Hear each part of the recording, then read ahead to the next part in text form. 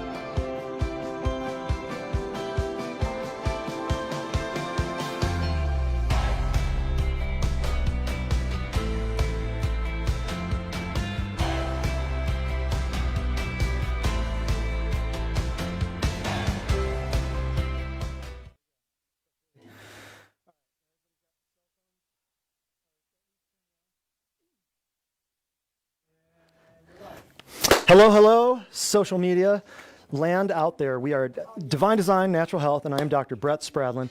Who's in the crowd today? We are! Yay! Wild bunch of animals. Rabid animals. That's what we got here. Woo-wee! And we're ready to learn about the evil parents of autoimmunity. And I haven't even started telling jokes yet, and they're laughing. So evil parents of autoimmunity, that's today. I will cover something here. Well, I'll just cover it right now. The June 15th class that I've been looking forward to for literally years. The roots of your pharmacia healthcare. Yes, the last one here on the quarter 2 schedule of Divine Design Natural Health. We're going to postpone that because I'm going to be out of town for reasons that we'll talk about when we go off camera. However, June 6th to July 6th is a little sabbatical. I'm going to call it a sabbatical. So that class is going to be moved to probably the beginning of quarter 3 or mid-July is what we're saying, probably. Is anyone excited to hear that class? And here's the thing too. I have a lot of crazy things going on. Come on in, darling. A lot of things going on between now and June 15th, and I want to put my all into this thing, and there's a lot of stuff I'm putting together. So really, it's probably going to end up being similar to this class. It might be part 3, part 6, part 12. I mean, this thing could go on forever. But the roots of your pharmacia healthcare. Take note. Pull it off Facebook. We're gonna postpone that until July. Can you forgive me? Is that okay? I know you've been waiting a long time for that one. But today is the evil parents of autoimmune disease. How many of you know anybody with autoimmune problems? Yeah. Everyone in the place, hands go up. WellWorks Rewards Club, Jane is spinning tonight for the WellWorks Rewards Club. So she's going to be spinning the Wheel of Miracles. And that means she can win anything from, $10 to... Yeah, from T-shirts to water filter systems for your house, or EMF blockers, or EMF devices. I mean, there's... oils, essential oils kits, all kinds of stuff. So all you got to do is come to the event, which is, if you're here, say yes. Yes. And then you're bringing new guests with you to the event. If you brought a new guest today, say yes. Yes. Ooh, yes.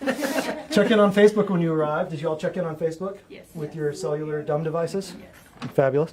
And then you share the live stream on Facebook during the event. So go ahead and share that live stream on Facebook and make sure that it shocks me with my own voice coming from 5 different electronic devices like it normally does. And then we'll get started. Everybody ready? And we are going to have awesome commercial breaks today. And we are going to be out of here by 7:15, 7:20, and then tops. And we're going to have a meme test at the end. So you all pay attention to your favorite memes and which one made you laugh the hardest, because we've got some barn burners today. So it's exciting stuff here because we're in post-COVID. Pretty much. It's all done. You don't have to worry about getting COVID anymore. You can riot and protest without wearing masks. Overnight. Who's this COVID guy? What's up? So I do want to tie in some of what we're talking about. There's so much info to cover with this, you guys. We could do part 2, part 6. I'm going to blow through the stuff because I like to give you a lot of value and really throw a lot at you. So I'm going to read through a lot of this. Forgive me ahead of time because I'm going to read through a lot of stuff. This is a lot of notes and it's stuff that you all need to know. Why? Because everybody you know is suffering from what they've been told is probably a genetic or type of disease or an autoimmune disease, in which case they don't know what causes it, but we for sure know that there's a drug or a radioactive chemotherapeutical treatment that will stop this disease, of which we don't know the etiology. You've all heard this. How many of you have heard of arthritis? Yeah. Autoimmune disease. How many of you have heard of diabetes? Autoimmune disease. How many of you have heard of Alzheimer's? Autoimmune disease. How many of you have heard of Sjogren's syndrome? Autoimmune disease. How many of you have heard of Raynaud's phenomenon or Raynaud's disease? Autoimmune. Scleroderma, autoimmune. Psoriasis, autoimmune. Eczema, autoimmune. Does any of this sound familiar? Yeah. Some diseases that you think, oh, Alzheimer's, how's that? Well, it's being classified as an autoimmune disease now. Wow. Because diabetes is an autoimmune disease where the body attacks its own pancreas, right? And Alzheimer's is now being called Alzheimer's is now being called diabetes type 3 because of increased sugar, and nobody knows why the blood sugar is going through the roof, but they're eating nothing but sugar, but they're not being told that the blood sugar is related to the diet. You see just the fallacies and the craziness that you're either misinformed about or you're just openly deceived about.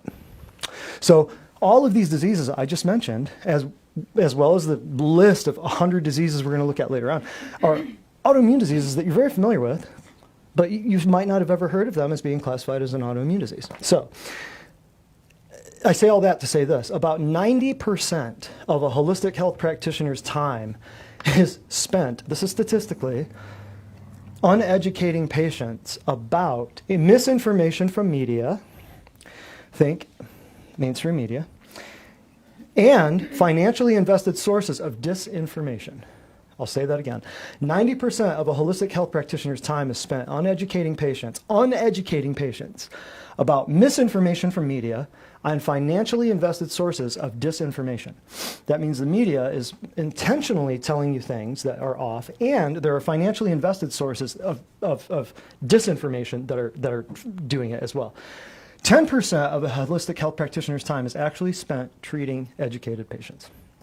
That tells you the amount of education that we've done here. I'll tell you what, Misty Garman is I love her, and she is our standard process representative for standard process. Just like Pfizer and Merck and Bayer all have drug reps that go to the doctors and sell and get them to sell more pills.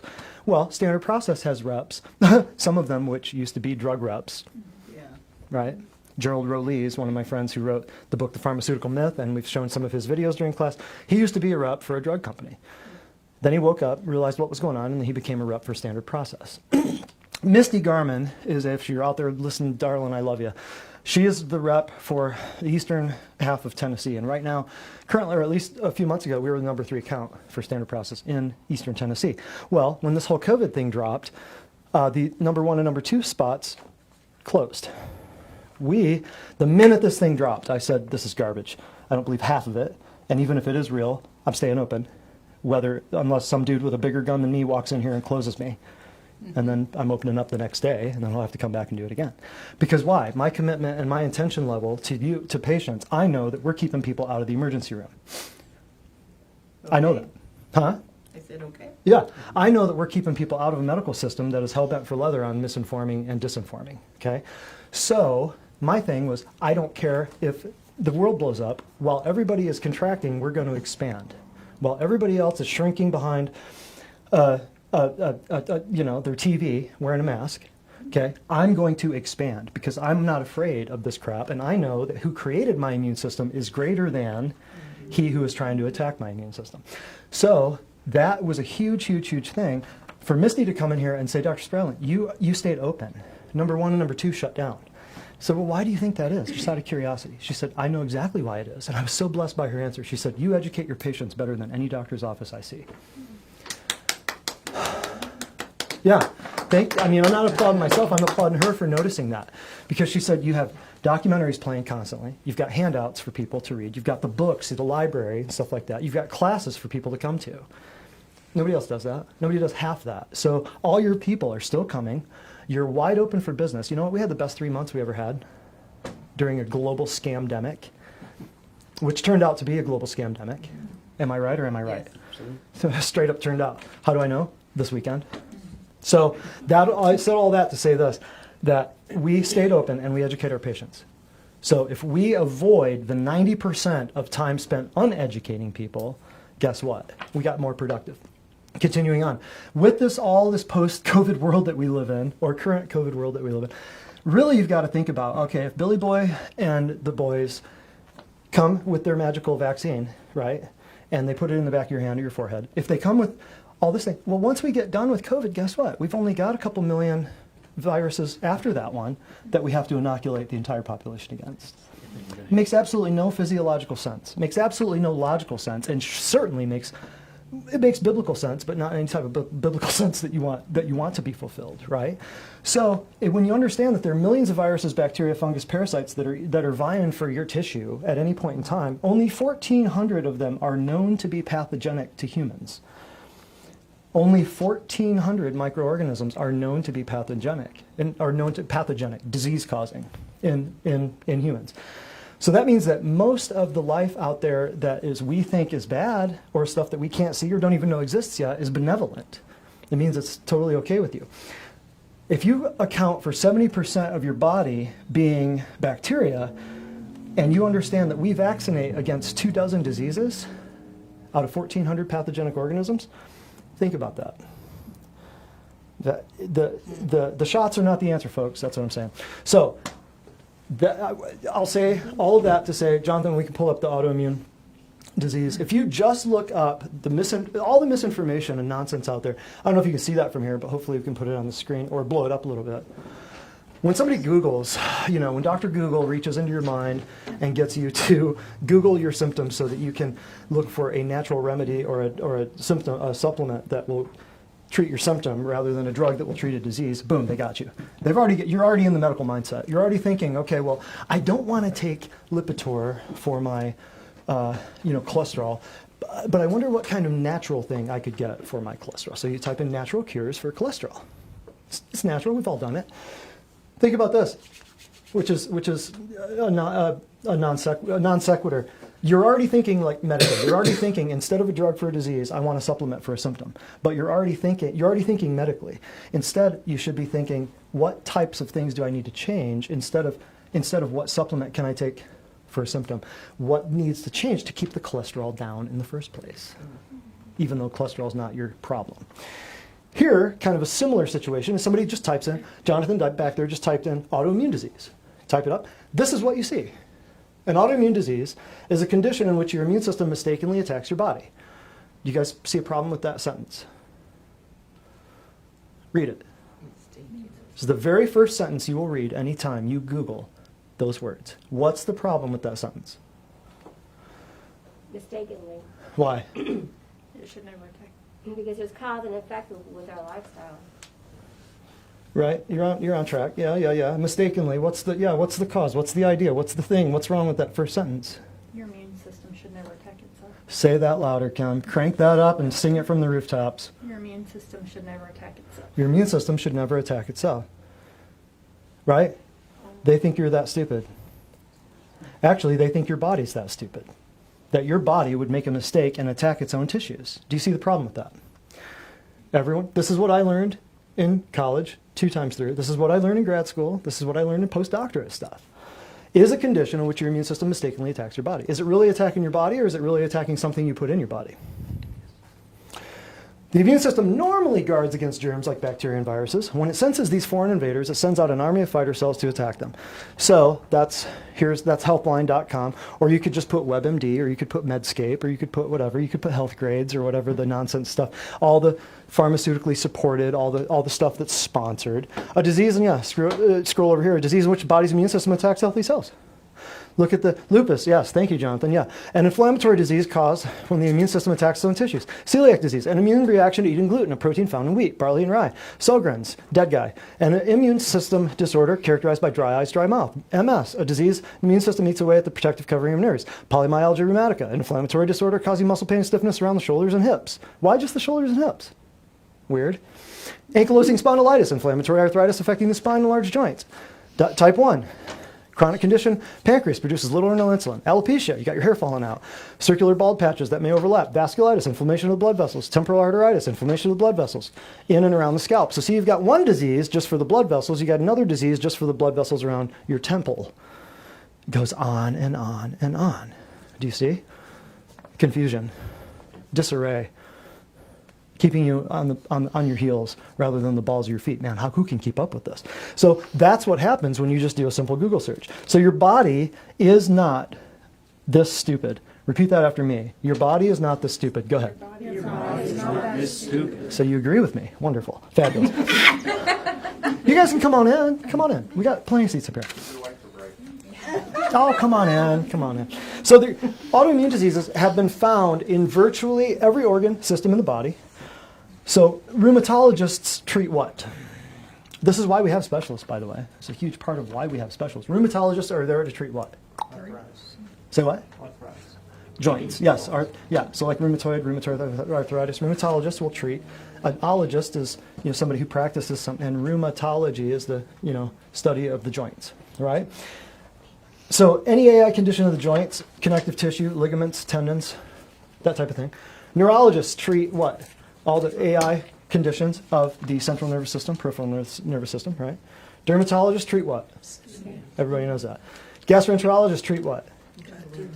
Gut, intestinal tract, right? Endocrinologists treat what? All of the endocrine organs. So if you've got an autoimmune condition of thyroid is the huge one. With every woman thinks they have a thyroid problem, and many sometimes do, but it's not because of what they're being told. It's because of something they're not being told. So if you've got a joint condition, an arthritis thing, you go to a rheumatologist. If you've got a pancreas problem, you go to a diabetes doctor, or in this case, it'd be called an endocrinologist, right? Is everybody tracking? So these diseases are named in order to pump you towards a certain specialty, okay? All AI diseases are very expensive. Why would that be? You're going to a bunch of doctors. You're going to a bunch of you're going to a bunch of doctors, a bunch of specialists. And because without properly understanding the etiology of this thing, if you mistakenly think that your body is stupid enough to attack itself, you're going to be going to the doctor for the rest of your life. Because you're going to be on prednisone or corticosteroids, which decrease your immune system so that your immune system doesn't attack your own body, right? So you're going to be on steroids until the day you die. Okay? Another reason why they're very expensive, definitive cures are nowhere available. Definitive cures for AI diseases do not exist. You will never be told that there is a cure for an autoimmune disease or that there is a way to fix it. Does everybody agree, or does everybody agree? Has anybody in this room ever heard of anybody getting an autoimmune disease fixed or an autoimmune condition fixed? No? We've got dozens of them. We've got dozens of them. And there's right on the wall out there, on the wall of testimonies, the wall of the victory wall, we call it. And the drugs, the other reason why they're so expensive, drugs used to treat the AI conditions are extremely expensive and all come with incredible side effects. See, the more side effects, the better side effects included with the drug, the higher price you pay. You get what you pay for. I'm just kidding. Next, we have a slide here. So everybody needs to understand this. This AI, or the autoimmune, the sharp side of things. Classic sign of autoimmune, not artificial intelligence, but autoimmune. I catch myself saying AI is an artificial intelligence in all my abbreviations. The classic sign is inflammation. Now, this is one of the most misunderstood things about all of healthcare. It's so easy, and it's so easy. It's so right there in front of your face. SHARP. This is one of the few things I learned in graduate school that actually made sense and that I use on a daily basis. SHARP. It's an acronym to help you understand what inflammation really is. So when somebody comes in and says, my shoulder hurts, I think it's inflamed. Well, I guarantee you it's inflamed. Why? The cardinal signs of inflammation. I guarantee there's inflammation because it's painful. Why is it painful? Well, because it's swollen. When you've got a problem with a shoulder and all your blood goes there to get the good stuff in and the bad stuff out, what's going to happen? You get more blood, it's going to swell. You get more blood, it's going to have more heat. You get more blood, it's going to have a loss of function where you can't move it in a full range of motion because there's blood packed in there and all the stuff's tight. Tracking? It's going to be red because there's what there? And it's going to be painful. Why? You see the pattern? There's going to be blood there, right? Life is in the what? Correct. So all of those things, if you just understand that swelling, heat, a loss of function, redness, and pain are what the sign that shows you that you have inflammation, you will never think of inflammation as your enemy again. because life is in the blood. Commercial break. All right. Good to see you guys again. Thank you. All right. So this testimony is from someone who's been here for a few months. She says, I came into the office with severe back pain that I had been struggling with all day. I had only managed to get the pain down to a 5 or a 6 out of 10, despite using heat, stretching, and essential oils. After Dr. Spradlin adjusted my back and really focused on the sore areas, my range of motion greatly improved and my pain was a 0 to 1. I will never go back to unhealthy habits again, and I will happily be a patient at Divine Design for the rest of my life. Huh. Wow, yeah. Yay. Wow, we tricked them, didn't we? Perfect. Oh, we got memes this time? Yeah. Got a couple, got a little comedic. Comedy break. A comedy break. You guys ready for a comedy break? It gets so serious sometimes, understanding all this health stuff. We do take our health seriously. We wear masks and gloves. Shut up. You had a cupcake and Mountain Dew for breakfast. I think that cat is hilarious. I think that cat is hilarious. People washing their hands 50 times a day, locked in their homes wearing masks, and yet I get called a paranoid conspiracy theorist. That's classic. Right. Classic. You think for yourself, and people get upset with you. Obey social distancing because facial recognition software doesn't work properly when people are close to each other. You want to really know the purpose of your social distancing? That's it. That's it. And the 5G towers that are going up while your kids are out of school, and they're sticking the 5G towers in the school. That's what they're doing. Do not be mistaken. Guys, I read it 10 times. There's no way anyone with an IQ higher than a cabbage can interpret this to say the government has the right to shut everything down. I mean, it actually says the exact opposite. Isn't that so true? And I posted something on my Facebook probably, last week, and it was a 60 or 80 years ago. It was like, here's America, here's bravery in 1944, and it was these GIs hopping off the amphibious cruisers, hopping onto the beaches of Normandy, June 6th, 1944. That's bravery, and then here's this, snowflake hiding behind his office chair with a mask on. And here's, bravery in America today. And I thought, wow, man, look where they got us. So you're telling me that you don't believe God has an immune system that will heal you, but you believe that some very bad people will put together a toxic cocktail that will get into your blood and fix you. Are you daft? Next. Oh, is that it? For now, yeah. Okay, fine. Moving on. So the sharp thing, the swelling. I want to write this swelling or inflammation. So sharp, S-H-A-R-P. Remember that. Yeah, that's inflammation. That's all that is. And it's a good thing because your body wants to do that to get blood flow there, to get the good stuff in, get the bad stuff out, right? So, link, American Autoimmune Related Diseases Association. This right here is very interesting because there's an association, actually a corporation, INC. There are more than 100 autoimmune diseases. Wow. 80 years ago, you didn't know any of these. Where'd they all come from? Interesting. There are many different types of autoimmune disease. These diseases can affect 1, 10, 100, a billion. This is typical stuff. This is what you hear. Or more people. Learn more about some of them right here or visit their site for more information. Please note this list includes both autoimmune and those conditions considered to be related to autoimmune. Scroll down. One of the functions of the immune system right here is perfect. Okay, this is what you'll find when you Google anything like this. It's simple, but it's so off. One of the functions of the immune system is to protect the body by responding to invading microorganisms, such as viruses or bacteria or COVID, right? By producing antibodies or sensitized lymphocytes. Those are types of white blood cells. So under normal conditions, an immune response cannot be triggered against the cells of one's own body. In some cases, however, doesn't tell you which cases, doesn't tell you why cases, doesn't tell you how cases, immune cells make a mistake. There it is. Blame it on the immune cells. Immune cells make a mistake and attack the very cells that they are meant to protect. Why? Why do they make a mistake? See, we're asking the wrong questions. This can lead to a variety of autoimmune diseases. They encompass a broad category of related diseases in which the person's immune system attacks his or her own tissue. See how many times they say it? Now, if you were to just hover over one of these, you can get a little Lichen sclerosis is a skin disorder that can affect men, women, or children, but is most common in women. Well, that narrows it down. It can affect men, women, or children. What else is it going to affect? Ghosts? Think about it. Lupus. Or autoimmune. Okay, yeah, go up to lupus here. This is a very big one. A lot of people. Chronic inflammatory autoimmune disease. Big word, simple concept. There are 3 common types of lupus. Oh, you got Lyme disease here. You got Morin's. Lyme disease, chronic, is a late stage of an inflammatory disease. Tells you nothing. Caused by Borrelia burgdorferi, a bacteria believed to be autoimmune related. Started out as a bioweapon, by the way. Now it's out of control. Narcolepsy, chronic brain disorder that involves poor control of sleep-wake cycles. You never thought narcolepsy was an autoimmune disease, did you? I mean, look at the list. Autoimmune retinopathy. What tissue? Just right here. Encephalomyelitis. What's that? Right? Hepatitis. What's that? Inner ear disease. Myocarditis. What's that? Oophorytis. What's that?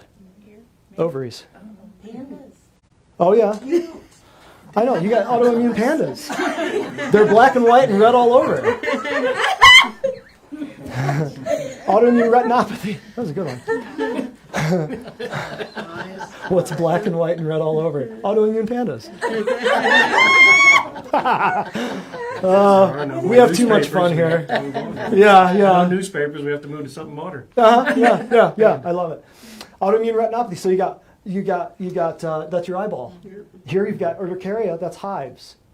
It doesn't stop. It just goes on and on and on. Then you've got names of diseases after dead people. I want you to notice, like all the itises.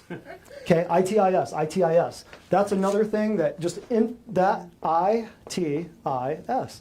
That is a sure sign. Itis means inflammation. So if you've got, hepa is liver, hepata is liver, itis at the end of it just means inflammation of the liver. So when somebody says I've got hepatitis or I've got, dermatitis, dermatitis just means inflammation of the skin. It doesn't tell.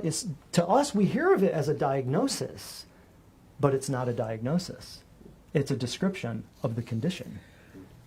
You go to the doctor, you get a disease diagnosis. Oh, they told me finally I have myocarditis. And people will be able to pronounce it perfectly. I've heard people who never graduated high school come in here and say, they tell me I've got an acute glomerulonephritis. I can't even say it. Glomerulonephritis. But because they've looked it up on Dr. Google and they've adopted that as their disease. Because now they have a name for it. But what does that tell you? It's just an inflammation of the the glomerulus inside the kidney, nephritis. It's not why the disease happened. It's just a description of what tissue is inflamed. Hepatitis, you got an inflamed liver. It doesn't tell you why the liver is inflamed. You got me? It's all just smoke and mirrors. All of this stuff. So notice a few things in here. Notice all the itises. Tons of itises. Celiac disease, peripheral neuropathy, Perry-Romberg. Some of these you've heard, some of them you haven't. Notice a few things. So itis at the end of many names after naming the inflamed tissue. Right? Congenital heart block. Crohn's disease. You wouldn't think of that as autoimmune, would you? You think that's a digestive thing, but what is it? It's an inflammation of the ileum. It's an inflammation of your small intestine. Inflammation, right? So itis just means inflammation. Also notice how many of these are syndromes. You'll see a lot of them, something syndrome. If you've come to any of my classes before, what is the medical definition of syndrome? What does syndrome mean? Anybody? Syndrome means we don't know what causes it.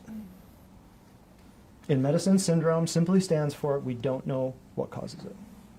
So you've got an inflammation of a tissue of which we don't know the cause, named after a dead person who discovered it. You know how screwed up that is? And somebody will come in and go, I've got Hashimoto's thyroiditis. All day long. I hear that crap all day long. I've got Hashimoto's. Do you know who Hashimoto was? Nope. You can pronounce his name right. Sjogren's. I hear this all day long. Sjogren's syndrome. Sjogren's syndrome. I've got Sjogren's. I've got Sjogren's. Or I've got Takayasu's. Or I've got, there's Hashimoto. Or I've got Guillain-Barré. That's named after two dead guys. That one, they got creative on that one. A couple of dead guys got together and said, let's name it after Graves' disease. Guess who? Dr. Graves. That's kind of ironic, isn't it? Tolosa Hunt. See, we've got a bunch of syndromes named after the dead people who discovered the disease, who discovered that the tissue was inflamed. And they had an idea of what might have caused it. Last thing I want you to notice is the number of those referred to as rare or requiring a specialist. So hover over a couple of these. Let's find a rare one. It won't be rare to find a rare one, I promise. Watch. It's a large blood vessel in the body. Is an autoimmune-related kidney disorder that occurs, blah, blah, blah. It's an autoimmune disease. Yeah, well, somewhere along here, I was transverse myelitis. You know, want to know what transverse myelitis is? What it used to be called? We'll cover this later. It used to be called, you might have heard of it, it was called polio. But if you can find some in here, Jonathan, that like uveitis, inflammation of the eye, vasculitis, inflammation of the, vitiligo, there it is. A rare disorder of unknown origin. What does that tell you? You're going to go to the 1 or 2 doctors in the entire nation that know anything about this disease, and they're going to tell you that. Am I right or am I right?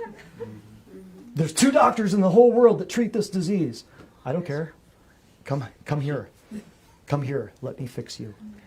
I don't study the disease. Go over to the vote Koyanagi Harada. Wow, they went crazy. 3 dead guys. That affects many body systems, including typo, the eyes, ears, skin, and covering of the brain and spinal cord. Wow, they went crazy there. But you've got all other diseases there that cover the inflammation of the eyes, skin, and ears. So how is this different than the uveitis, the conjunctivitis, the dermatitis, right? Oh, and look at this, Kawasaki disease. It's inflammation of the motorcycle.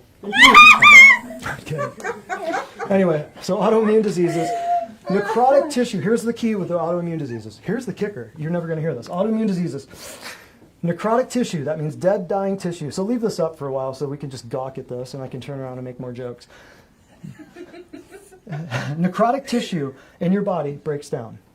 And it will be attacked by the body in an attempt to destroy that tissue. Everybody gets this? Like if you get a spot on your liver, or you get a spot on your pancreas or something, your body's going to that necrotic tissue is going to, your body's constantly doing this. And your body will destroy the tissue and the organ producing it. So the host's autoantibodies against, in this case, let's just say the lung, happen during the autoimmune phase. So this is something that can happen, but something has to trigger the autoimmunity. Your body doesn't just attack itself. Something had to trigger those cells in the liver to become diseased and die. Because your body then takes out those cells so as not to spill the contents of those bad cells into your bloodstream and thereby poison you. Does that make sense? Okay. TB is, for instance, like we're talking about lungs here, TB is caused by mycobacterium, and when it doesn't heal properly, it turns into an autoimmune condition. The body's autoantibodies are the nucleotides of decaying tissue. The nucleotides, the DNA. Okay? So your body, autoimmunity is not a disease, it's an end phase in the destiny of all disease if it is not controlled. So your body is not attacking its own tissues just to attack its own tissues. It's attacking your own tissues because something turned on, made it want to take that tissue out. Or your body's attacking other tissues from someone else's body that are now in yours. Question is, how'd they get there? I think many of you might already know, but it's something if we mention, in today's day and age, some people will get offended, and then some people at Facebook will turn you off. So you got to know this. So those evil parents of autoimmunity, what's one of those evil parents? Mr. Needle, right? So dead tissue of any organ goes into the lymphatic system and never into the bloodstream. You will never learn this in medical school, I promise you. No medical school will teach this, and the circulatory system is the sewer. No medical school will teach that the circulatory system is the sewer system of the body. The lymphatic system is the sewer system of the body. So all this lymphoma, all this non-Hodgkin's stuff, all these lymphomas, where did all of these weird cancers come from in the last 60 to 80 years? Why does the baby boomer generation have more cancer than their parents who lived before them? Any idea? What comes to mind? Worse diet. A worse diet, that's one thing. What else? What has been created faster than you can name them?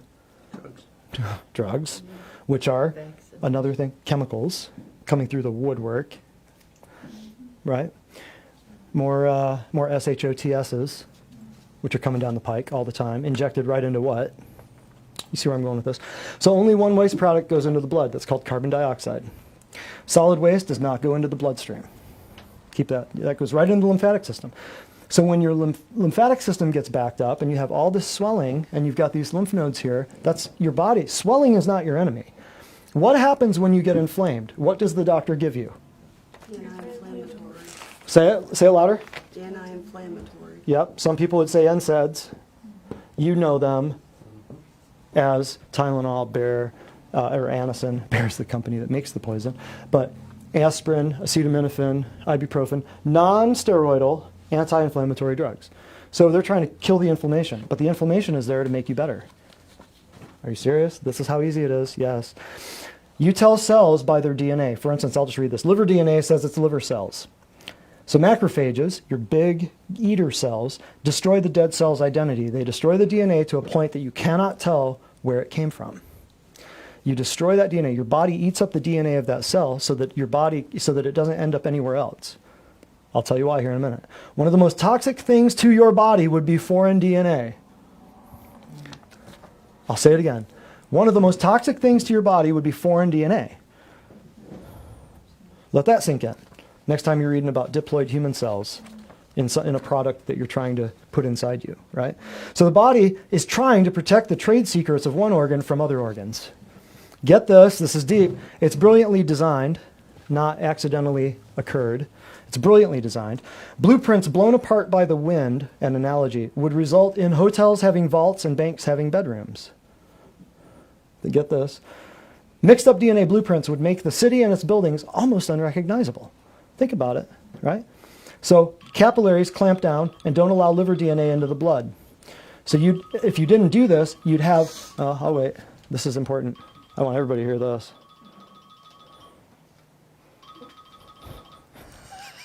Perfect. Okay, this is big. Capillaries clamp down, therefore, when stuff like this happens, and do not allow liver DNA into the blood in this particular example. So, why? Why would the body stop DNA from spreading from one spot to another? If you didn't do that, you would have liver cells growing in your brain and eyeballs growing out of your butt.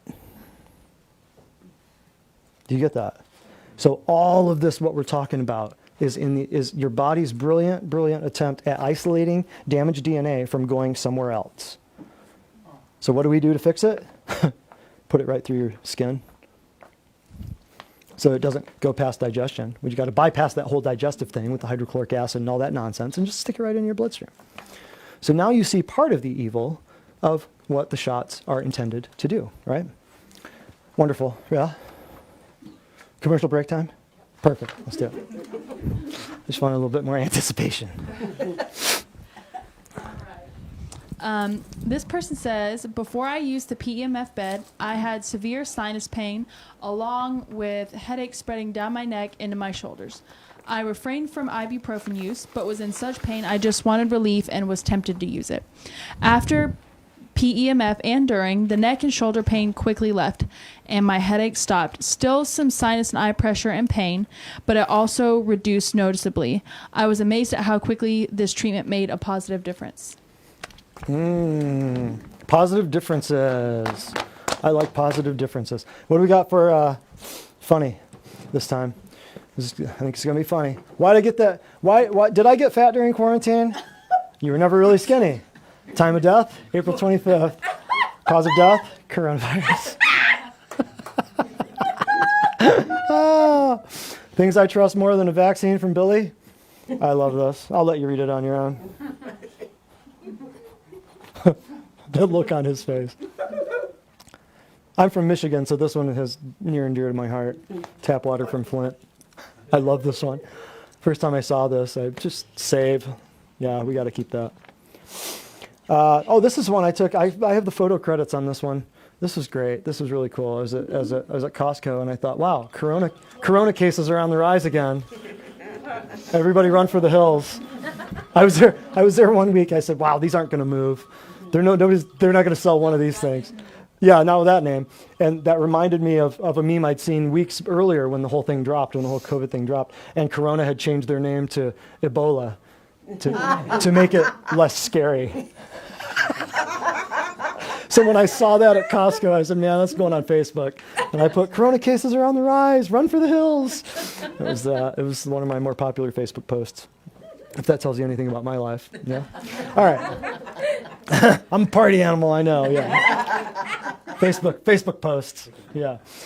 So here's, I'll just throw a few things at you too. This is one thing we talked about a long time ago. This ties into this class as well as it did in the class a while back when we were talking about immune system stuff.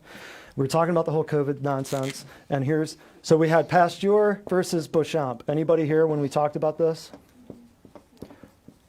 Antoine Beauchamp. Both French guys, but this guy said germs cause all disease. And this guy said, nope, you're sorry, bucko. It's not the germs. The germs can't be there. You know, you're not going to have snakes in the grass unless you've got grass for the snakes to be in. Right. The germs can't be there unless the terrain is screwed up. Sorry, bucko. I got you on this one. So Beauchamp said terrain. Pasteur said germs. So this guy won. Pasteur won. Why? Because how are you going to fix the terrain with drugs? You can't.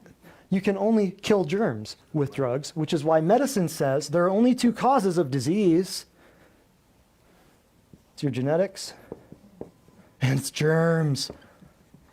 That's what medicine says. That's what medicine has taught for 150 years. You cannot fix genetic problems with drugs. You can create plenty of genetic problems with drugs. And you can only kill germs with drugs. You can do it in a petri dish, but what's the problem? What caused the germs to actually be there? I used the analogy back in class. You see a huge accident, reds and blues all over the place, ambulances, cops. You could easily form the assumption that, man, these cops and these ambulances cause a lot of accidents. Are they there as a cause of the accident, or are they there as a result of the accident? An unastute observer would say, man, we got to stop these cops. They're causing all these accidents. But they're there as a result of. Same thing as the germs to the terrain thing. Pasteur won out. Beauchamp fell into the annals of history as a discredited Judy Mikovits of pandemic and was ridiculed. Pasteur won out because this meant money. This meant if we can find a chemical compound that will destroy bacteria or virus or fungus or parasite, we'll make a ton of money. Fast forward to 2020, and what are we trying to find? I'll let you finish that. So mosquitoes seek stagnant water, but do not cause the water to become stagnant. Germs are not the cause of disease. They are merely seeking their natural habitat. Ooh, that's good. You got to write that down. As we talked about before, polio never went away. You know, all the people who are talking about like, oh, the vaccines are the salvation of mankind, and the shots are the salvation. We got to have the shot. We got to have the shot. We got to have the shot. No. Polio never went away, folks. It's still there. They just call it acute flaccid myelitis. They call it transverse myelitis. They call it, here's the deal. You want to know what happened with the whole thing 2 months ago, 3 months ago? By the way, the best 3 months we ever had. Think about it this way. I see it happen, and I think it's exactly what happened with polio 80 years ago. I told somebody this today. Who was here? I told somebody this today. I see this thing drop, and within 2 days I say, this looks like polio. This looks exactly like polio. What do I mean by that? You give the doctors a financial incentive to diagnose a certain disease. In this case, 1940s, it was polio. So you give them $1 or $2 and say, here, any cold, any flu, any respiratory distress, any chronic obstructive pulmonary disorder, anything where people are having a hard time breathing, you will get a financial incentive to diagnose said disease, right? So do you think the cases of polio are going to skyrocket? Or are they going to stay the same, or are they going to go down? Which way are they going to go? Huh? Through the roof. Then you let that go for a while. You let people flip out. You pull out some iron lungs, right? Let people flip out. You've got all these things that are being classified as this one virus. All these things that are obviously just boiled down to this one virus, because of course they just came out of nowhere and it took over the entire planet, right? Then after a while, you drop the shot. You simultaneously remove the, see where I'm going with this? You remove the incentive for diagnosis. Are cases of said disease going to then increase, stay the same, or plummet dramatically? Correct. What will be called the salvation? The shot. Right? Iron lungs. Now, fast forward 80 years. Check this out. You got the financial incentive to diagnose every single thing, including death by spouse, as a certain disease, correct? Respiratory distress, trouble breathing, swollen throat, sore throat, colds and flus. So everything gets, boom, laser focused, it is corona, right? You've got a diagnosis incentive to diagnose. You come up with this massive frenzy. Everybody's fighting each other for toilet paper and face masks, getting mad at you for being 6 feet, less than 6 feet away, because they're watching CNN and they're brainwashed, because they don't know about their immune system, and they certainly don't have the faith of the creator that created them to stay away from a disease. Or if you get the disease, right, what do you do about it? People who came here, Andrew, how many people were sick? How many of our patients had a sniffle or a cold? Maybe one, but I'd be hard-pressed to think of who it was. Maybe one. Maybe. 0 patients wore masks. I did not wear a mask. I never will.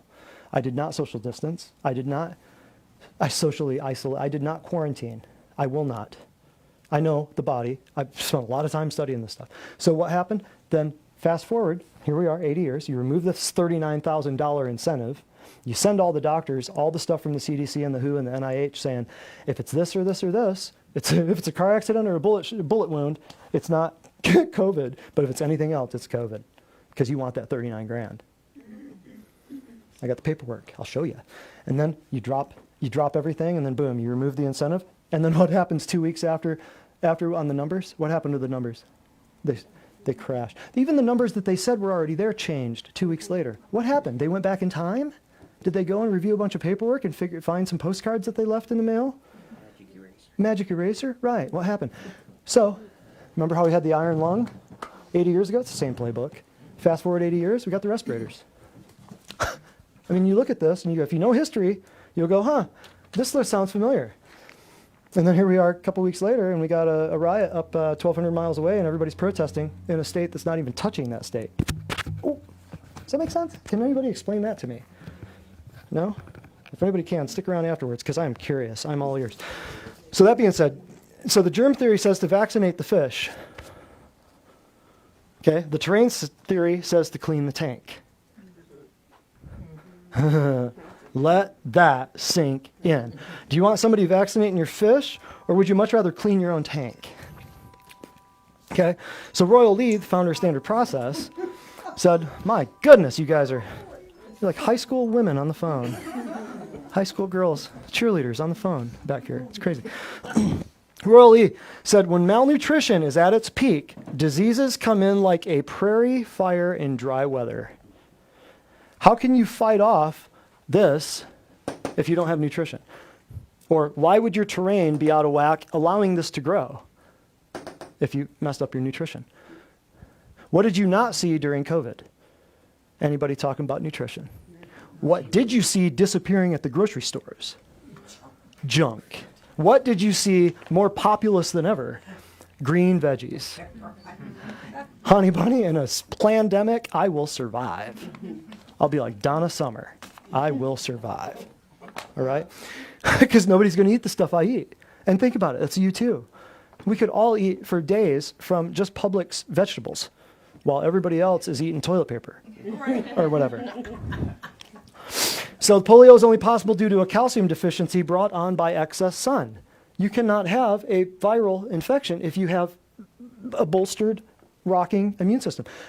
I'll prove it to you. Spanish flu, why didn't the whole entire world die during the bubonic plague in the 1300s? Why didn't the whole world eat a pile of flaming, doom at the Spanish flu in the early 1900s? A pile of flaming doom. Did I just say that? Why did not everyone die? Because different immune systems, different diets, different everything, right? I love this. I've got research articles on all this. Children kept on a low sugar diet are immune to polio. That's too easy. That's just too easy. I don't believe that. No patient dies of a general infection until the vitamin C has been exhausted in their body fluids. I'll say that again.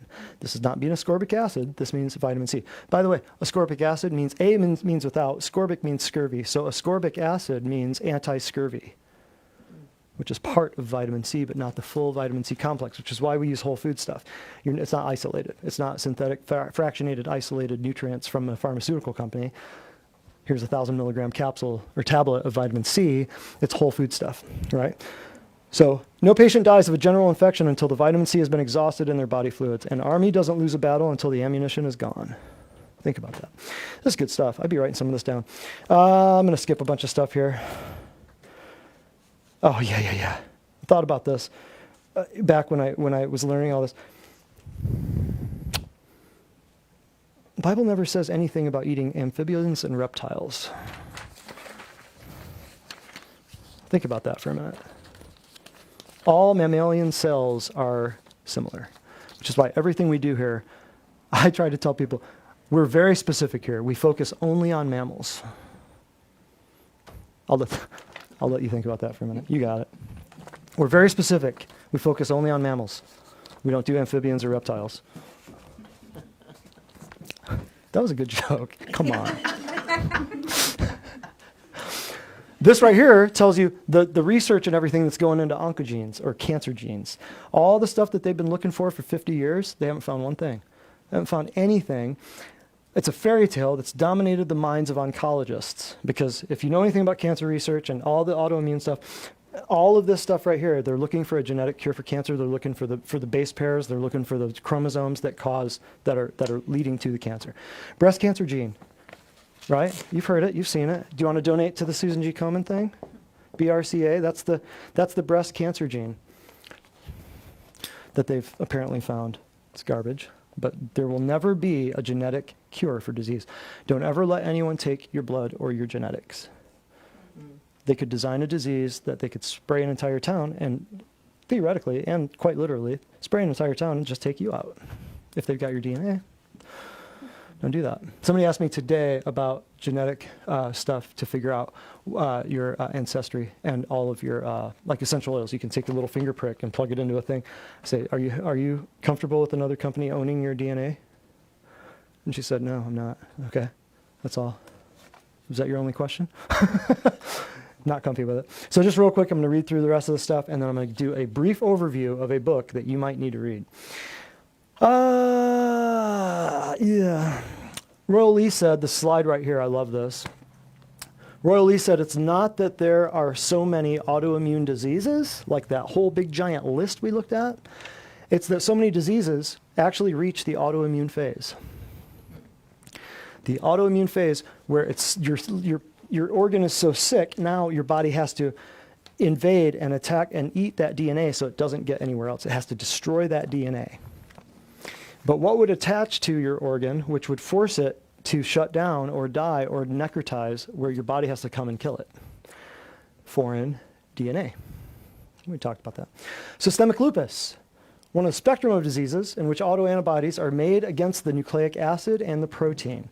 Basically, it results from immune complexes that form after the nuclear constituents, the stuff within the, oh yeah, right here. Why don't we read this? Chronic inflammatory disease of unknown cause. See? Chronic, it's long-term, it inflames, but we don't know what causes it. But I guarantee you they know a drug, right? Either singularly or in combination, the skin, joints, kidneys, nervous system, and membranes lining body cavities, and often other organs as well. The disease has a tendency to, that narrows it down, doesn't it? Very specific. Wouldn't you be glad to read that diagnosis? But some people are, because they go, oh, I finally have a name to put on the disease, right? The name means nothing. I'm just here to tell you. There's a name that's above all names, correct? Who cares what dead dude owns the patent to your disease? Because it doesn't matter what the disease is, your body still wants to fix it. You can spend all your money naming and staging and grading it and taking fancy pictures and feeding it and petting it and watering it and calling it George. You spend a butt ton of money on trying to figure out what this disease is. But how about we spend a fraction of that money on rebuilding the organ that is falling apart? Sound good? Or does that sound good? Or does that sound good? Ready? Let's do it.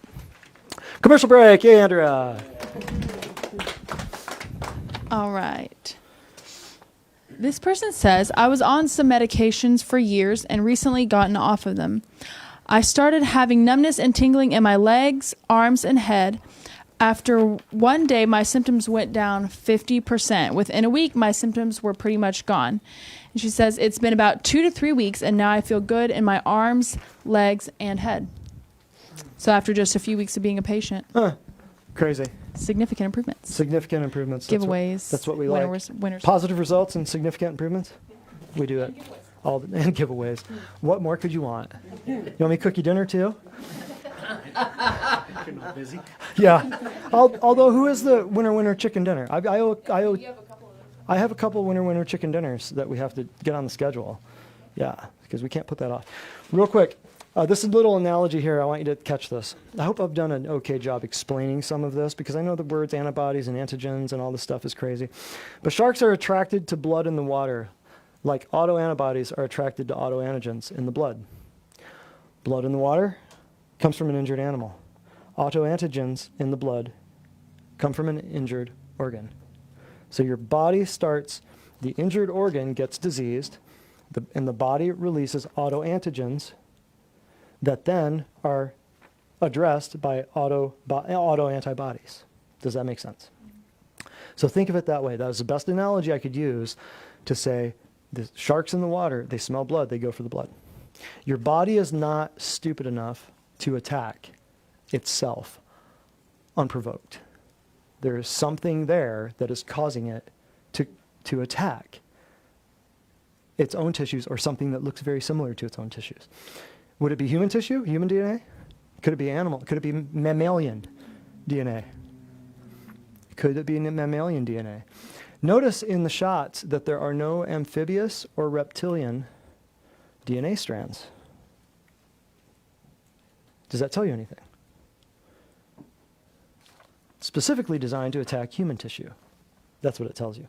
Okay, so standard process, I just mentioned them because Royal Lee was the dude who basically he called it self-autophagy, but he coined the term self-autophagy 80 years before anyone coined the term autoimmune. He predicted it. The founder of Standard Process predicted autoimmune conditions. He didn't call them autoimmune conditions, is what I'm saying. But he saw the writing on the wall. He looked down the future and said, there's going to be a scourge of disease where men will be forced to try to figure out why their bodies are killing themselves from the inside out. He's a genius. So SP has about 18 formulas anchored by a PMG. PMG is protomorphogen. So like if any of you in here take, orchic PMG or pancreatrophin PMG, or, there's any number of pituitrophin PMG, thightrophin. Tell me what organ this would help. Ovotrophin would be for what? Correct. Drenotrophin would be for what? Adrenal glands.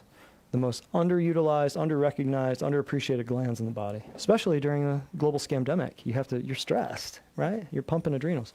Pituitrophin, what organ? Thightrophin, what organ? Thyroid. Orchic, what organ? All the women look like, yeah. Testicles. That's fine. I threw that one in there, ladies. Sorry. Y'all just had this blank look on there. That was classic. I wish you could have seen what I saw. That's hilarious. Oh my goodness, I have fun. Pancreatrophin. Pancreatrophin would be for what organ? Pancreas. Cardiotrophin would be for what organ? Heart. So there's two ways that these work. Oh, and pneumotrophin would be for what? Pneumo.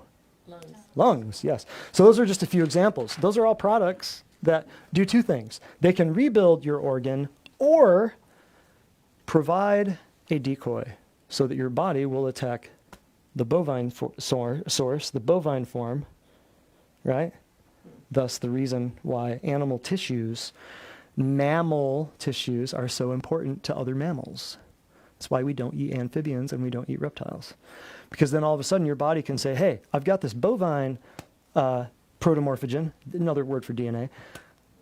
That'll be a decoy to get the body's immune system over to attack this stuff where we can digest it. Do you see the genius of this? Not only is it a way to rebuild, Could you repeat that? two things, the protomorphogens. Two things.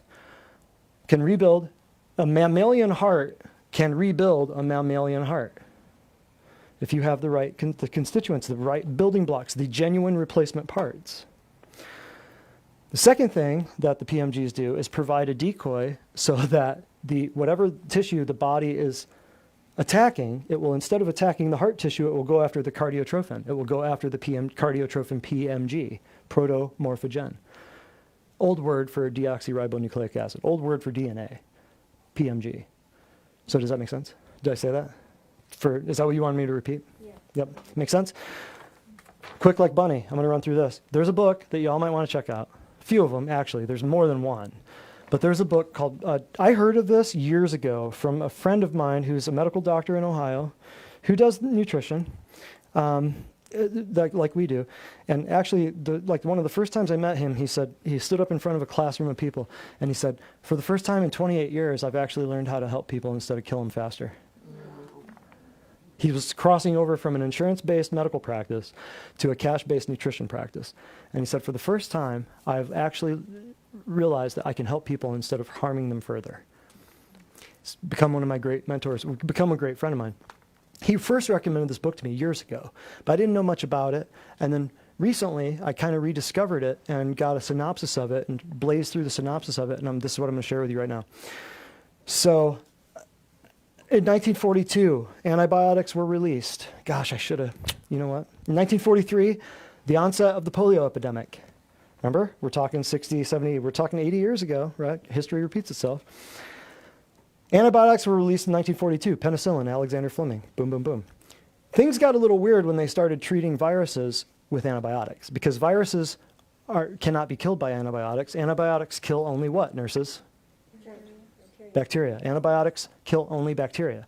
So, in an attempt to sell more antibiotics, in an attempt to conquer these viruses like polio, antibiotics were going off the shelves, but things got weird because when you attack viruses with antibiotics, you're suppressing somebody else's immune system, and then the viruses go nuts, right? So, things got weird. So they had to either restrict the antibiotics or develop a shot. What'd they do? Developed a shot. It looked like a flu, right, with polio and all this stuff. So a very small percentage of patients actually got paralyzed. And there's the reason why we could go into that. So the amount of people with polio at its epidemic, okay, was 2 weeks of patients dead from cancer, typically today in the United States. Polio at its epidemic, it was the total of people who die with cancer within the death toll from cancer in 2 weeks. Polio at its epidemic, with the numbers, the statistics. Cancer today is killing it every 2 weeks. Does that make sense? Does everybody understand the gravity of what I'm saying here? Sanitation, sewage, refrigeration, hygiene stopped many epidemics, but who took the credit? Shots, medical system, doctors, AMA, right? Because they had what? They had the market cornered on this. Watson and Crick figured that out, and then they had the market cornered in antibiotics. So nobody was thinking this guy, he'd been dead 100 years. Nobody was thinking terrain, right? Everybody was blaming the cops for the crime instead of saying, I'm glad they're here, right? There were a lot of major players. I won't get into all the stuff because we're running a little bit behind. Dr. Salk did the injectable polio vaccine, right? Dr. Sabin did the oral polio shot. Bernice Eddy, she was a National Institute of Health bacteriologist. Sarah Stewart was a medical doctor that discovered a cancer-causing virus in the polio vaccine. Now, if everybody who got shot up with that shot, fast forward years and years and years, what's the biggest disease right now among baby boomers who got pumped full of that? There was a cancer-causing virus in the shot. Why is everyone you know at a certain age full of cancer? And if you're interested in the name of the book after this, I'll tell you after we sign off. I'm not going to say it right now. So in 55, the Salk shot was rushed into S-A-L-K, Dr. Salk. Jonas Salk was his name. Nice Jewish name, Jonas, right? Rushed into production, inactivated by formaldehyde, injected into children. So there was an MD, Bernice Eddy, who tested batches of vaccines, found the virus wasn't dead, but it was able to replicate. Her test monkeys became paralyzed. She tried to delay the release of the shot, but prominent doctors stepped in to support the release of the shot. There was a stockholder in Cutter Laboratories that produced the shot, and he was also the past president of the American Cancer Society. I won't say his name. He publicly inoculated his own grandchildren in front of the faculty of a prominent medical school. His grandson died of polio within 48 hours, and his granddaughter was crippled. So this guy tried to show off and be like, yep, the shot's going to save the world, did the whole inoculation in front of the entire medical faculty of a medical school, and within 48 hours, both of his grandkids were dead. Or one was dead and one was crippled. So the name of the laboratory was Cutter Laboratories. Has anyone ever heard of the Cutter incident? Raise your hand. One of the biggest medical tragedies in all of history, and 25 people in this room have never heard of it. Look it up. Write it down. Go home, look it up. Even in the days of Google and Facebook censorship, you can still find out what this is. The Cutter incident was one of the worst pharmaceutical disasters in U.S. history and exposed several thousand children to live polio virus after receiving shots. Cutter incident, C-U-T-T-E-R, it's called Cutter, like Cutter Laboratories. Just a few weeks after the landmark press conference announcing success of the vaccine trials, an Idaho doctor reported a case of paralytic polio in a recently vaccinated girl. Over the next few weeks, similar reports trickled into local health authorities. What does this sound like? That sentence right there. Does that remind you of what was happening about 4, 5, 6, 8, 10 weeks ago? All involved a disturbing detail. Paralysis began in the vaccinated arm rather than in the legs, as was more common. Right? Polio. Who was the famous politician that had the braces and was walking? FDR. Right? It was in Little Orphan Annie. Talked about the whole 9 yards. I played Daddy Warbucks one time. It soon emerged that most of the cases of paralytic polio occurred in children inoculated with the vaccine produced by Cutter Laboratories in California. That's why it's called the Cutter incident. It's Cutter Laboratories. Mass inoculation proceeded. Kids died. There were many lawsuits. Major people resigned and stepped down. It was the biggest fiasco in all of American medical history. The Cutter incident, look it up. Nixon had to rebuild the NIH after this because Nixon, when he took office, within his first week, he declared a war on cancer. Have we won the war on cancer? And Tricky Dick did that back, 50 years ago? And we're still dying of cancer. By 2030, 1 in 2 Americans is supposed to die of cancer. That's how bad this is. Okay. In 1956, Bernice Eddy and Sarah Stewart discovered the polyoma virus, which caused multiple cancer tumors in small mammals. This was the first time one virus caused cancer in several species. Manufacturers of shots grew viruses on monkey kidneys. You see where I'm going with this? Anyone ever hear of SV40?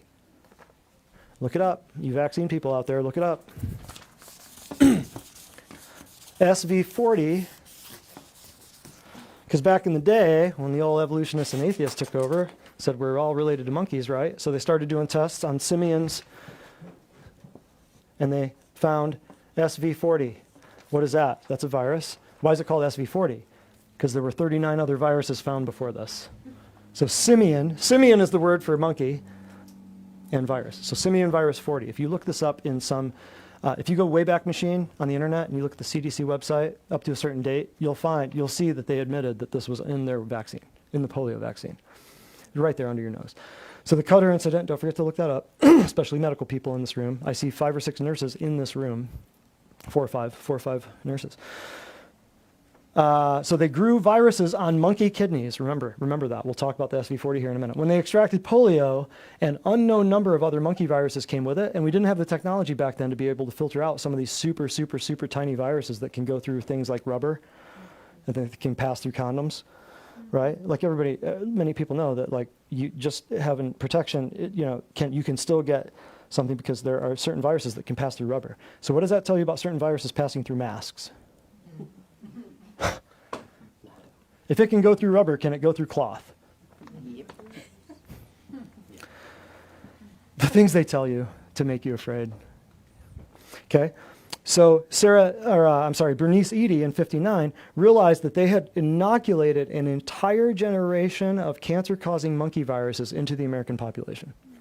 She predicted a future epidemic of cancer. The polyoma virus was renamed SV40. Just like with polio, once they drop the vaccine, they rename it, and they step away from it. Boom, man, polio disappears. So still to this day, you talk to somebody who doesn't understand the physiology behind vaccines, and they say, oh, you're an anti-vaxxer. Oh, I get it. Oh, so what about smallpox? What about polio? They try to shoot you down. You go, we'll talk about that in a minute. Let's stay on track. Let's talk about what's actually in them first, and then we'll go back to polio. Then we'll go back to smallpox. How's that sound? Neither of which is gone, right? So we talked about there were 39 other viruses before that. How many after this? Who knows? Do we have the full story on it? Not really. But what happened to the scientists that broke this? They were discredited, shouted down. They were censored on Facebook. So if you know about the Judy Mikovits thing that happened with the whole Plandemic movie, and they tried to discredit her and say she went to prison, she was unethical. She went to prison because she wouldn't do some pretty stupid things. And she was hanging out with Fauci.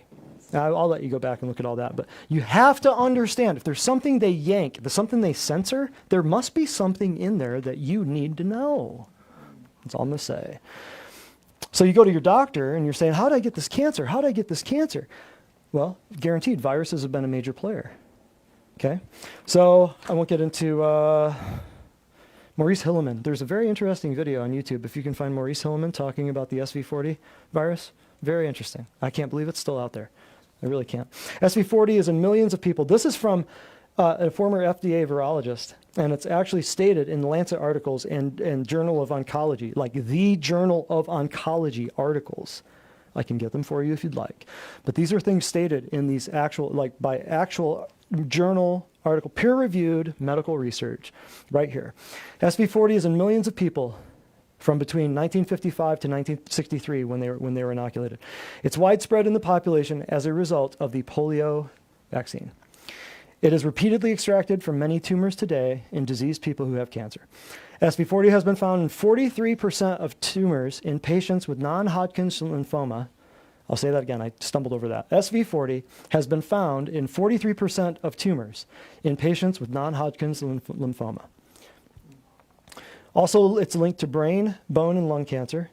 University of Texas Southwestern Medical Center in Dallas and Baylor College of Medicine in Houston found identical results in completely separate studies. The chances of that happening are insurmountable, unfathomable. Ooh, I'm sorry. yeah, nice voice. Who was that? Also linked to brain, bone, lung cancer. So where's all this brain cancer, bone cancer, lung cancer? I'm going to skip a lot of stuff here. The problem, so in 62, though, once they figured out what was going on with the first shot deal, then in 62, Sabin introduced the oral vaccine. So instead of it being an attenuated, or instead of it being what they thought was a dead virus, this was just a live but highly weakened virus. How do they weaken them? Very interesting. They radiate it. The problem was that Sabin and Salk used the same culture medium. What was the culture medium? Monkey kidneys. It was a cancer virus that affected monkey kidneys, right? So that's what SV40, remember. So it was administered as a sugar cube in a dish. Anyone remember this? Anyone old enough to remember this? 1962-ish, when they did the oral shots. Anybody in here old enough? I've heard people tell me about this. It was administered as a sugar cube in a dish. Some people went back for seconds. There's a Disney song that tells the whole story. And does anyone know this Disney song? It tells the whole story. The writer saw the polio vaccination rollout. Just a spoonful of sugar makes the medicine go down, the medicine go down, the medicine go down. They disguise it as a little children's song and stick a little, SV40 into a sugar cube and boom, boom, boom. Where you're wondering 60 years later where all this brain and bone and head and lung and butt cancer came from. It's all over the place. There are now, 200 million Americans got these vaccines between 55 and 63, and estimates say that 1 in 200 people will have cancer from SV40. Many people got 5 to 7 polio vaccines over multiple years. So you didn't just get it the one time, right? So there are now 15 cases of cancer for every 1 case of polio prevented. I'll say it again. 15 cases of cancer now exist for every 1 case of polio that it supposedly prevented. Americans are getting cancer faster than ever. Baby boomers have much more cancer than their parents. We talked about that. Lung cancer skyrocketed while smoking was going down during this whole period, right? The rise of soft tissue cancers, lung, breast, prostate, lymphoma, brain, melanoma. Over a 16-year period, 4 of them averaged over a 50% increase. Those 4 are skin, lymphoma, prostate, and breast. Breast cancer. Sudden increase in breast cancer. When did the sudden increase in breast cancer start? When did everything go pink? 1985, right? If you got the polio vaccine when you were 10, so in 19 So 10-year-old girls, you got polio vaccine in 1955. How old would they be by the time they hit 1985? Huh? 40s. When does breast cancer start? How many 20-year-olds do you see with breast cancer? How many 30-year-olds do you see with breast cancer? It starts around 40, doesn't it? Statistically. The stats are off the charts as far as like how often it's 40s, boom. When do they start recommending mammograms? You got it. Because of blood transfusions, you can find SV40 in kids and grandkids who never had a vaccine. So we won't talk about that. Yeah, this is the rest of this. I just wanted to throw that out to you. So what are these evil parents of autoimmune disease? You want to know?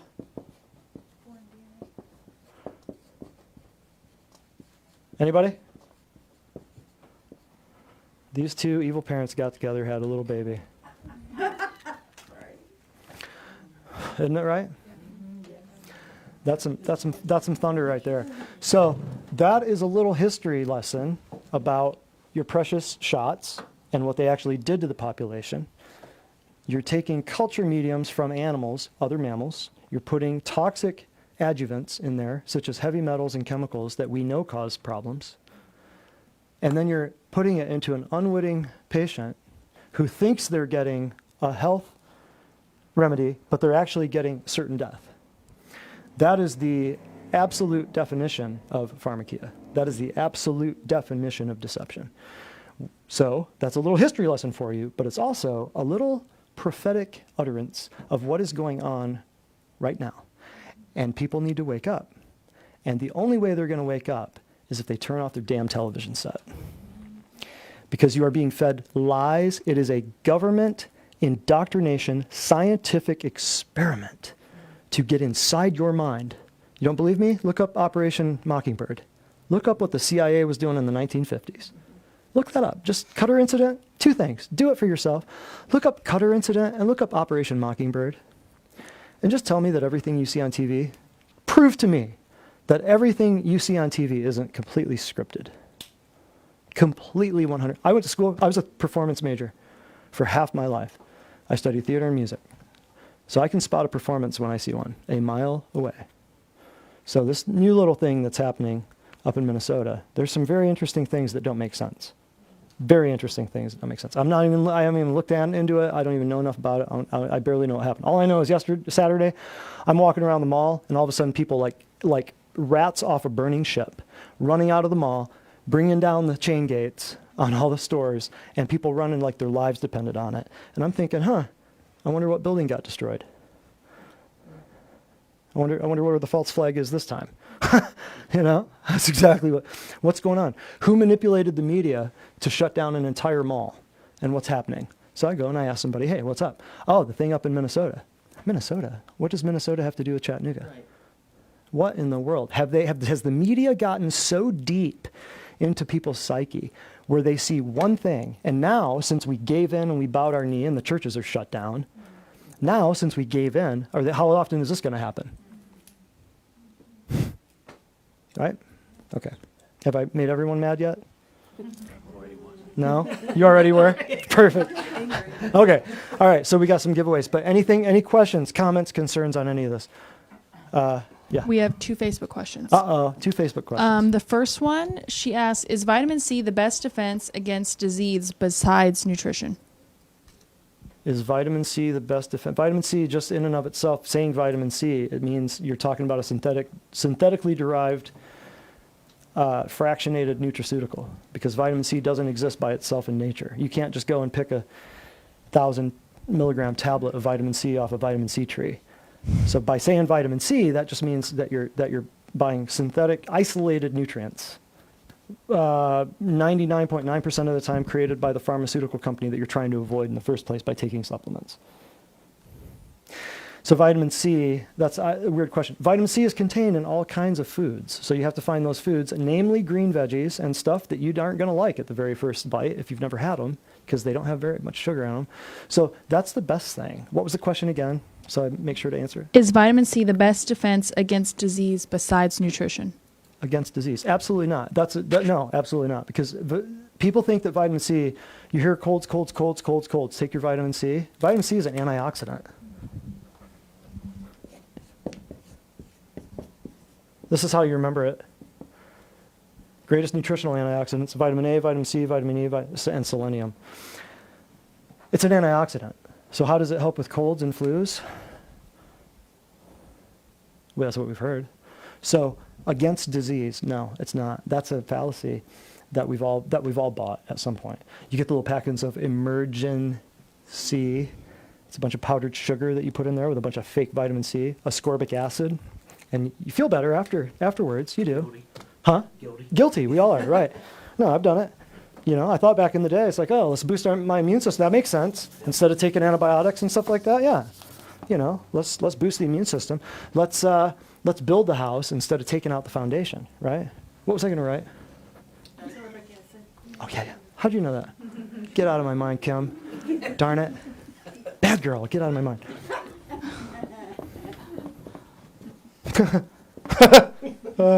You're so right.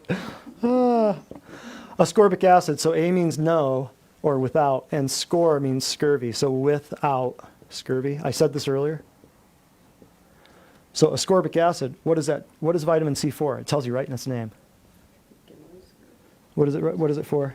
Collagen fibers. So vitamin C, think collagen. Has very little to do with your immune system, but we've bought it. We've bought the lie, hook, line, and sinker for decades, thinking that vitamin C was for your immune system. It's collagen. Ascorbic, without scurvy, is where that word comes from. And that ascorbic acid is just part of it. So no, it's not the best thing for your immune system is to build it with whole foods and plants and animals. Vitamin C is part of it. Another Facebook thing? Yes, the second and last Facebook question is, somebody wanted to know what the book is called that you referenced, that you said you would give the name for. Dr. Mary's Monkey by Edward Haslam, Haslam. And it's a chronicle. It's a rabbit hole. It's a wormhole within a rabbit hole, within a space-time warp. It'll blow your mind. But it's Dr. Mary's Monkey. I was told about this book years ago. And I thought, man, I need to read it. And then as I was researching more stuff about this class, about, hey, let's drop the bomb on autoimmune. Autoimmune is not autoimmune. And I started looking into it, and I went, well, with the current state of affairs going on in the world, there's no better time to talk about Dr. Mary's Monkey than right now. Because it's Edward Haslam, Haslam.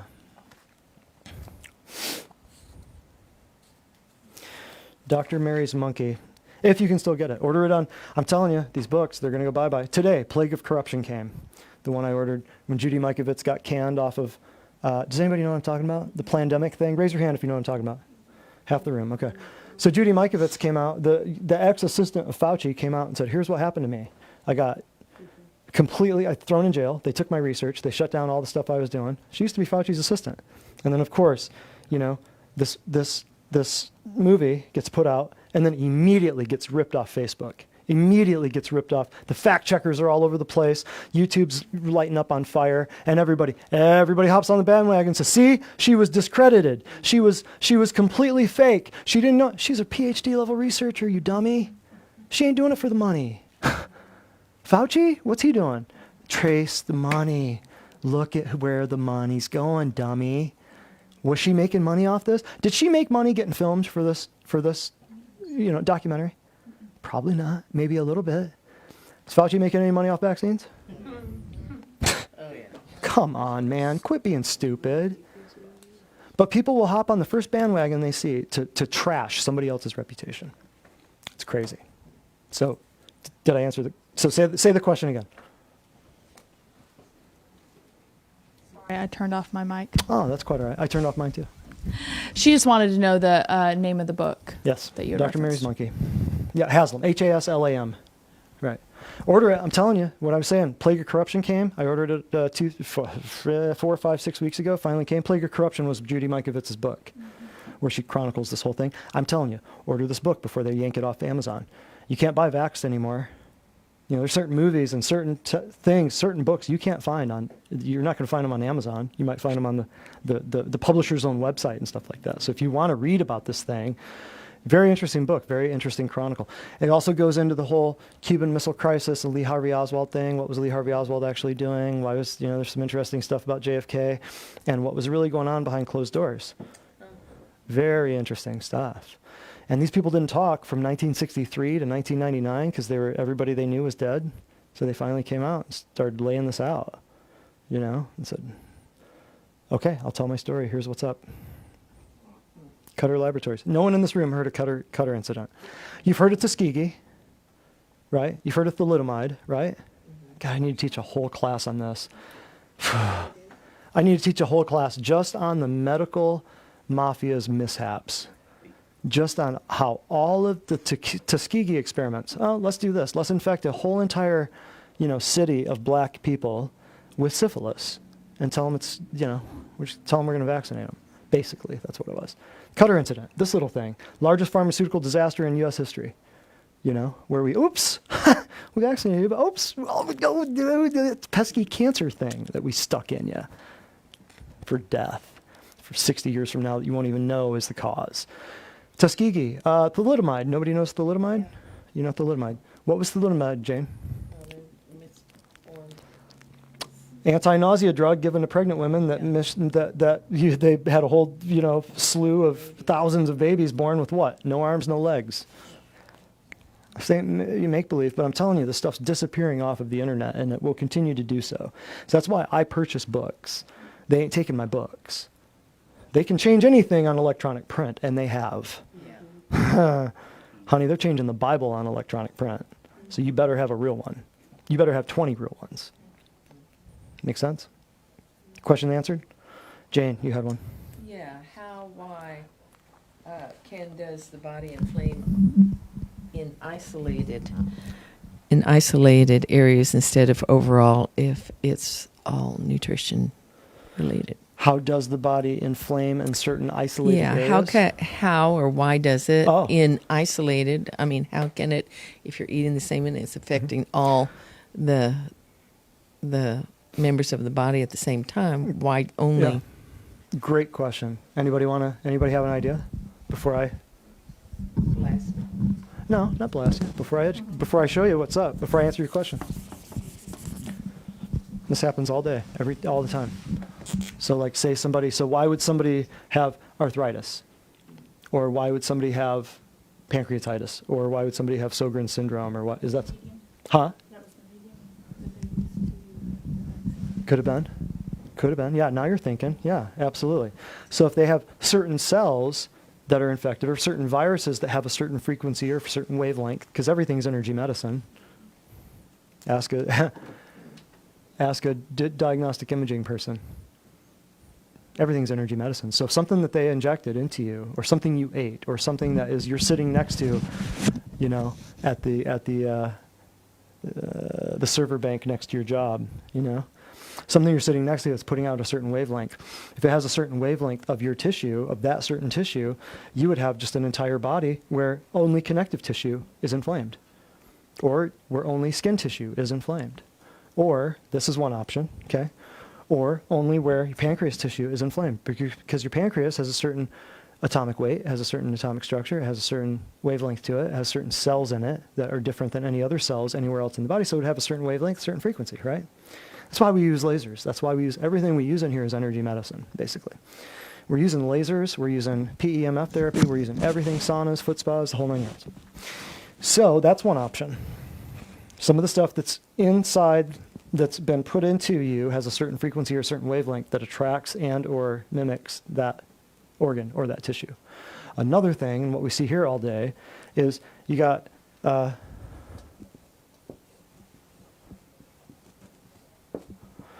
shoulder problem, let's just say, or a hip problem or whatever.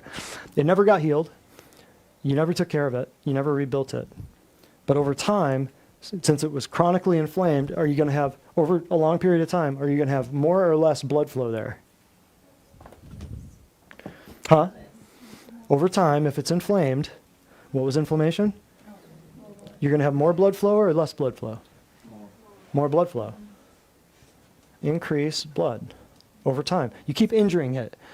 You keep eating sugar where you can't replace because your body's made of fat and protein, but you keep eating carbohydrates, right? Your body's made of animal tissue and plant tissue, but you're eating soy, you're eating tofu, you're eating crackers. So you can't fix that shoulder, but you've got a buttload of blood there all the time because it's swollen up and swollen, it's hot, there's a loss of function, it's red and it's painful. So over time, the blood is there. Are you going to have, over time with the crappy diet and long healing time, and you're taking ibuprofen for it? Let's just say that. You got increased blood flow there. What's going to get stored in those tissues where all that blood is? The crappy food, the crappy stuff in your blood, and the ibuprofen, right? So over time, it's going to deteriorate and deteriorate and deteriorate. Then here comes an insult. Well, in this case, oh, this is perfect. Here comes an insult. Where do you get the insult? The insult. Where do you get the... Yeah, so I thought of this one, yeah. I wasn't even thinking going down this road, but where would I get the shot? Boom. What's going to happen to that shoulder? Boom. Now, it doesn't have to be in the shoulder. Say you got a shot in the butt. But all that stuff would travel around and land where? In the place of greatest inflammation. The heat would attract all that stuff. Why? Because the blood's there. You got more blood there, you're going to have more of the shot there.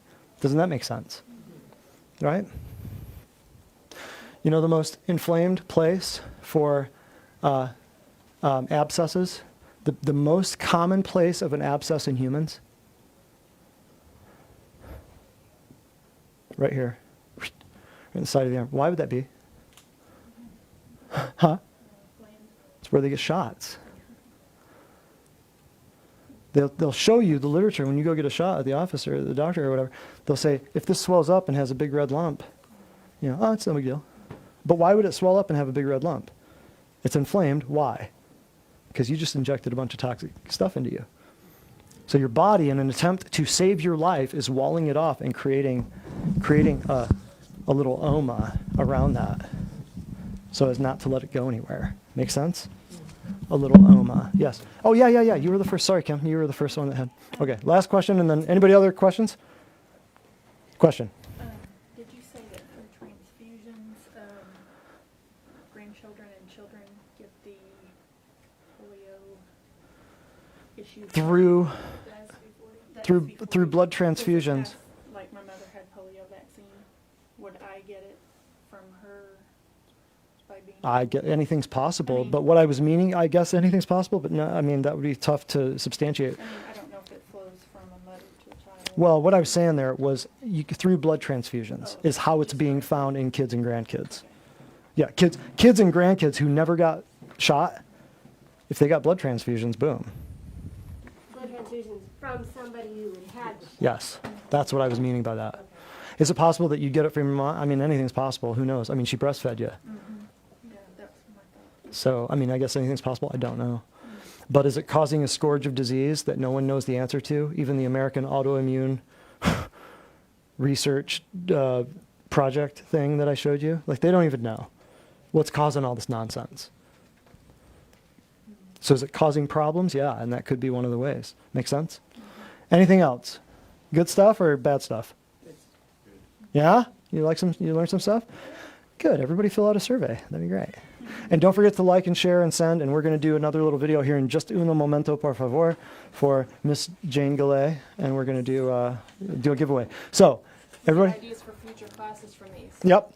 Well, yeah, absolutely. We need ideas for future classes. Hey, I've got a bunch of ideas, but I want to know which ones you guys are thinking of because there's just so much stuff going on. That's why we're moving all of the well-work stuff. We're going to be doing it once a week. So instead of going until 7:40 or whatever it is right now, we just do shorter 1-hour things every week. That way, from 6 to 7 on a Monday, you can bring people, you can tell people, hey, we're going to talk about this, talk about that. Some of them might just be Q&As. I have no idea. But I'm thinking instead of waiting every 2 weeks, I want to push this and pump this once every week so that we can answer some of your questions about the nonsense that's going on out there and the lies you're being fed on the media, because I'm sick of it. Because people come in here and they're scared. Well, some people. Many of our patients are very, very well informed and know exactly what's going on. But then sometimes people come in and I think, man, they're watching way too much TV. It's ridiculous. So I want to do this more frequently so that you guys have more ammo, so that you guys understand, like, this is a big value. I don't know any other doctor's offices that do. Not around here. I know some of my friends and colleagues that do stuff like this to help educate their patients, because that's their heart and that's their mission. But I think doing it once every week would help out a lot of people, and that way you could just put it on your calendar. Something you want to hear, great, come and check it out. Something you don't want to hear, great, share it with somebody else, or bring somebody. The whole point and purpose of these classes is to bring people that would never that need the information, and that may never. Why do you take people to church with you? Well, same kind of thing. They got the information that they need to hear. So the whole purpose is I love it when people show up and they come, but bring friends, bring sick people. I know every single one of you in this class absolutely knows people who are sick, who are at their wits' end, and who have been mistreated and misdiagnosed and robbed of their health by corrupt and greedy powers. We're the answer to that. Get them here. So starting July 13th, we're going to do once a week. We're going to do every Monday. And that way it'll be much more exposure, much more information for you guys, and we can explain some of this nonsense that's going on. Heidi. So on my notes. Yes, I saw you taking notes over there. Yeah. So Good.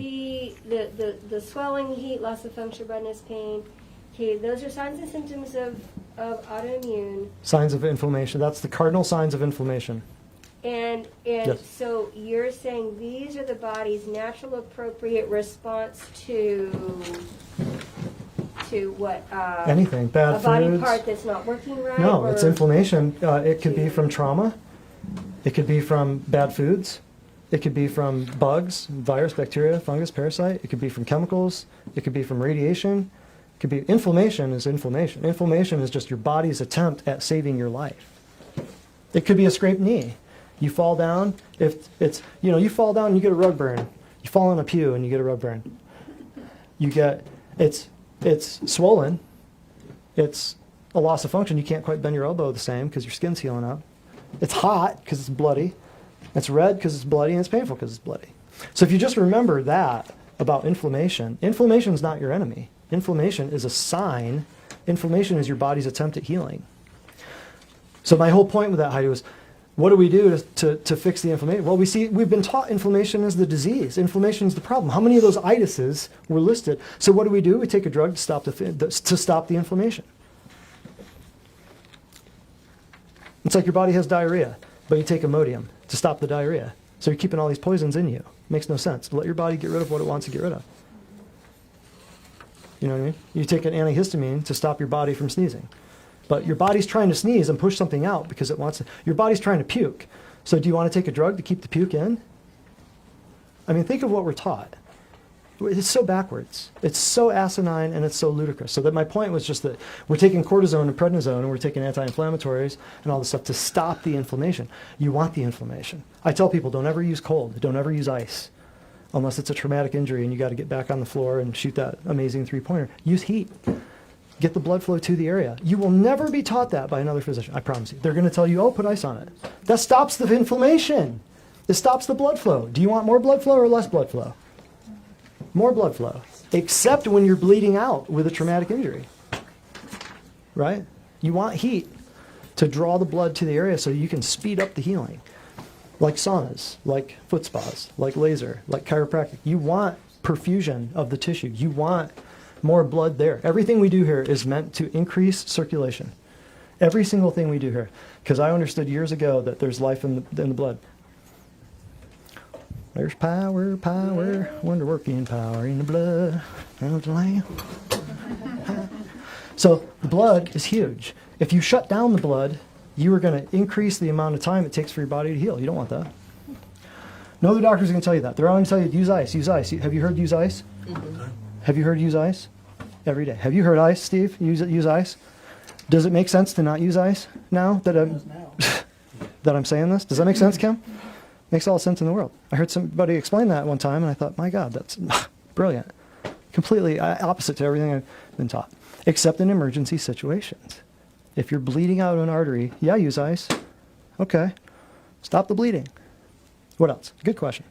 Can inflammation ever get to a point where it does damage? Absolutely. Absolutely. Sure. If your throat swells shut, yeah, there'll be some damage. Well, for instance, the situation with my eye, Mhm. They've told me that it could damage my sight if it keeps going. Could it damage your sight if they plug you full of prednisone and corticosteroids? Well, I'd rather have an immune system and one eye than no immune system and be dead. Wow, that's good. Write that down. I don't know. Some people would prefer the other, I suppose. But their option for you is drugs, or drugs, or drugs, or drugs. Or maybe you might want to try some drugs. And in the last case scenario, drugs. But only when there's no more drugs. And then they'll make a new one. And then they'll make a new one. And then maybe after that, they'll come up with a new drug. It's so backwards. Does that make sense? Take a drug for the drug. And then take a drug for the drug. But see, when you're doing something that decreases your immune system, right, and you're wondering why something won't heal over and over and over, you'd be taking that drug forever. Why won't it heal? Why won't it heal? Why won't it heal? Well, you're taking ibuprofen all day long. Okay, what else? Anything else? Boom, we're out. All right, thank you guys. Facebook, facial media, thank you. Don't censor me, please, because if you do, I'll just leave and go to MeWe. No big deal. I'll just shut off YouTube and go to band video or whatever. So thank you. You guys, we're going to be out for a little bit. Feel free to go back on YouTube and facial media and check out all our old videos, like them, share them, send them. And we're going to be gone until July, what's the first? July 13th is the very first? Monday back. July 13th, we will see you. I don't know the name of the class yet because I got a lot of stuff going on, but we'll be here July 13th. Tell your friends, tell your family, and your enemies. We'll see you soon. Thank you very much. Bye-bye. We got a winner. Winner, winner, chicken dinner. What do you want? What do you want to win, Jane? Yay. What do you want to win? What's on your radar?